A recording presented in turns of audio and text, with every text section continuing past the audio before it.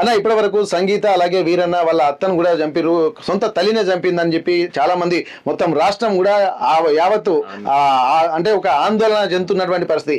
కన్న తల్లినే ఇట్లా చంపిందంటే రేపు ఎవరిని నమ్మాలి, ఎవరిని నమ్మొద్దన్నటువంటి ఒక భయం అయితే అందరినీ కలుగుతుంది. ఈ ఘటన జరిగిన తర్వాత పిల్లల్ని కూడా ఒక శత్రువు అంటే వీళ్ళని కూడా నమ్మాలి వద్దన్నటువంటి ఒక అయోమయ స్థితిలో చూడాల్సినటువంటి పరిస్థితి.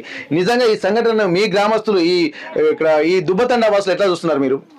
ఎట్లా చూడాలి సార్, ఏం మాకు కూడా నమ్మతలేదు పానం. ఎవరికి ఆమెకు నమ్మాలంటే మాకు అది బాధ భయం అనిపిస్తుంది. ఇయ్య నుంచి ఇది కాదు. ఇక ఇప్పటి నుంచి ఇన్ని రోజులు మంచిగానే ఉండే, కానీ ఇప్పుడు ఇన్ని రోజులు మంచిగా ఉన్నారు. ఇక ఇప్పుడు వరకు ఆమెకు చెప్పేదొరికే మాకు ఇబ్బంది అవుతుంది సార్. మా తండలో రావాలంటే ఆమె కూడా పరిస్థితి రానివ్వని నేను అనుకుంటున్నాను.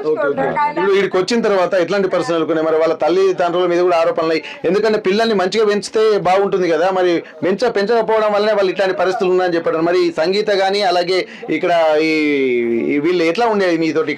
ఇక్కడ మంచిగానే ఉండే సార్, ఇన్ని రోజులు ఇంత బాధ లేకుండా ఉండే, మంచిగానే సాదుకున్నారు, మంచిగా బతికిరు కానీ నిన్న ఇవి పని చేసుకున్నారు సార్. వాళ్ళ మామని చంపేసి. మరి వీళ్ళని ఏం చేస్తున్నారు మీరు? ఎట్లా చూస్తున్నారు మరి ఈ రామ్దాన్ అలాగే జమునను? మేము తండలో రానివ్వద్దా అనుకుంటున్నాం సార్. మేమందరం భయం అనిపిస్తాను. వాళ్ళు ఒక్కడే కూతురు, ఒక కొడుకు మంచిగా ఎంత మంచిగా ప్రేమించుకోవాలి, ఎంత మంచిగా చదువుకోవాలి, ఈ పని చేయాలని వాళ్ళు అనుకున్నారా? అనవద్దు కదా. మంచిగా చేయవచ్చు తప్పుకోడు, చేయవద్దు బిడ్డ మంచిగా బతకాలి, ఆమె ఎందుకు తోడిపోవాలని చెప్పవద్దుగా.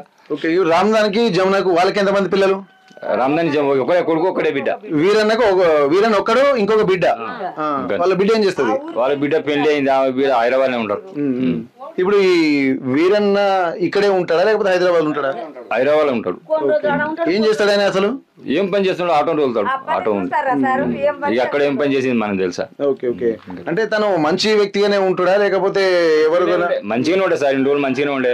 ఇంతవరకు మాకు ఇక్కడ ఒక తాగట జరగలే, మంచిగా బతికి ఉండే, ఎత్తికి బతడా అనుకున్నాం, కానీ ఈ పని చేస్తాడు మనకేమే. ఓకే ఓకే, అంటే ఇప్పుడు మరి ఊళ్ళోకి రానివద్దని మీరు డిసైడ్ అయిపోయారు కదా సార్. ఎవరికైనా భయమే కదా సార్.